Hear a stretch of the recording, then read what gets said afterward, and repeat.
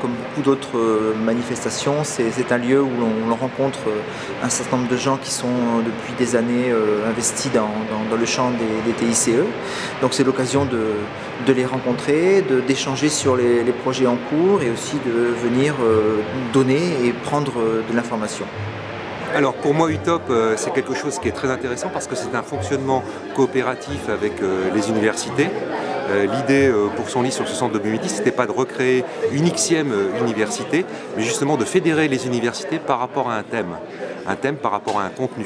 Alors je crois que toutes les formes de formation sont pertinentes et que le numérique ça permet de toucher des gens qui ne seraient pas touchés autrement, ça permet aussi de varier les modalités d'interaction et d'innover pédagogiquement en utilisant l'outil numérique comme un levier de transformation de nos pratiques usuelles. Donc la formation numérique à distance et la formation continue en particulier ou la formation tout au long de la vie sont absolument essentielles dans ce cadre-là. On est obligé de changer de plus en plus souvent de métier, d'acquérir de nouvelles compétences ou de consolider des compétences, nos métiers se transforment et donc il faut pouvoir dans notre vie quotidienne accéder à ces possibilités, ce que permet le numérique. Je pense que vraiment il y a une complémentarité à articuler avec les compétences enseignantes traditionnelles. Il ne faut absolument pas du tout s'en passer. Et donc ça, je suis assez prudente par rapport à ça. On ne peut pas balayer l'un par l'autre. Mais donc je pense qu'il y a beaucoup de propos pendant ce colloque qui travaillent cette articulation et ça me plaît beaucoup. Et l'autre chose qui me plaît presque encore plus, c'est tout le partenariat qui est proposé par l'UTOP. C'est-à-dire vraiment une mutualisation de ressources, une co-élaboration de ressources qui pour moi sont importantes parce que je crois vraiment à la complémentarité de nos universités et pas à la concurrence. Je pense que c'est vraiment qu'une formule d'avenir parce qu'elle est à la fois ouverte sur l'ensemble des entreprises, sur les besoins des industriels et également sur les besoins d'évolution des individus. Donc à ce titre-là, je pense que déjà au niveau de la France, c'est quelque chose qui est tout à fait intéressant. Et puis, c'est aussi porteur d'énormément d'espoir. Et faisant partie d'IOMED, il va de soi pour moi que c'est vraiment quelque chose qui est ouvert sur l'international.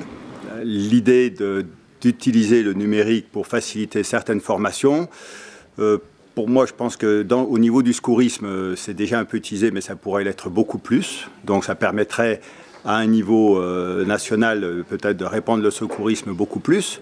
Et comme je fais de la formation aussi à l'étranger, aussi de l'utiliser pour exporter notre savoir-faire dans certains pays. C'est véritablement le dispositif qui permet à deux mondes, le monde économique et industriel d'une part, y compris d'ailleurs les organismes publics, qui sont comme le CEGET ou même d'autres organismes d'éducation nationale, de pouvoir dialoguer avec le monde des enseignants et des universités.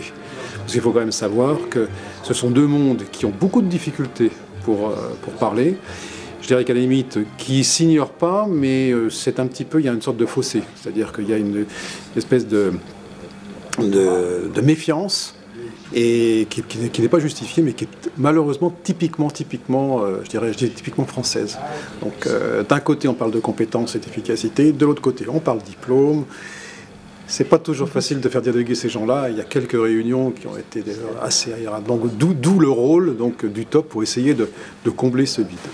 En termes de formation présentielle classique, on voit déjà le coût qui est un peu élevé par d'abord l'apprenant et même la structure qui organise. Et déjà très peu de personnes peuvent participer du fait du coût. Et parfois, par rapport à la mobilité géographique aussi, c'est très difficile. Et aussi les occupations socio-professionnelles qui peuvent empêcher, par exemple, de s'inscrire à une formation lorsque le lieu de formation est éloigné. Donc pour moi, la formation numérique, la formation à distance est une aubaine pour toutes ces possibilités-là. On a co-développé avec 3 partenaires privés un outil qui s'appelle EcoRSE, économie, écologie, responsabilité sociétale des entreprises appliquée au territoire. L'objectif, c'est d'aider les territoires à simuler leur développement à partir d'un diagnostic sur leur territoire, de scénarisation de leurs projets et d'évaluation de l'impact de ces projets sur leur territoire.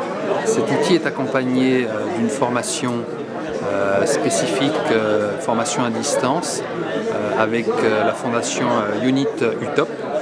Et on a 40 heures de sensibilisation qui aident les collectivités, les maires, les élus à se préparer à la responsabilité sociétale des entreprises, donc à analyser finalement comment ils peuvent développer leur activité dans leur territoire. Voilà. Le projet UTOP, qui est un projet IDEFI porté par UNIT et son président Gilbert Touzeau, avait réservé une partie des financements pour un projet un peu original qui s'appelle UTOP Géomatique, que j'ai le plaisir de diriger depuis 3 ans. Alors ce projet consistait à produire avec des écoles et universités partenaires un ensemble de formations qui couvrent la quasi-totalité des enseignements d'ingénierie en géomatique. Nous avons depuis 3 ans travaillé, œuvré, produit des ressources que nous sommes en train de composer et recomposer en partant de modules relativement simples, entre 15 et 30 heures, construire des formations longues qui vont pouvoir et qui, dès aujourd'hui, permettent de former des gens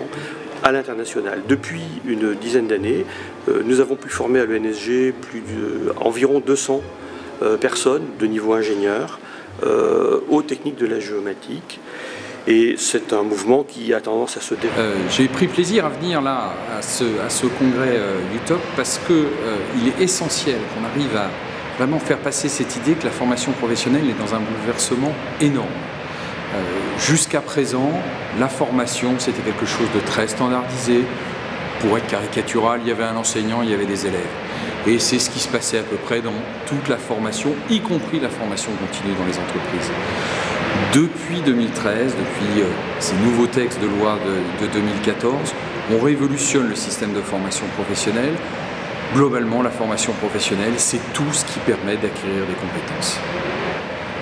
La formation numérique, c'est donc un nouvel outil, mais qui est ultra puissant, puisqu'on est capable de le diffuser partout en même temps, à plein de personnes, à plein de salariés, quand on a des entreprises assez importantes ou des PME qui auraient la même chose, le même support de formation. L'outil numérique vient compléter la gamme d'ouverture, entre guillemets, de la formation continue. C'est-à-dire que, justement, on n'a plus cet enseignant, ces élèves, mais on a toute modalité pédagogique qui permet de garantir à un salarié qu'il a réellement obtenu des compétences utiles, qui sont celles qui vont permettre le développement des entreprises.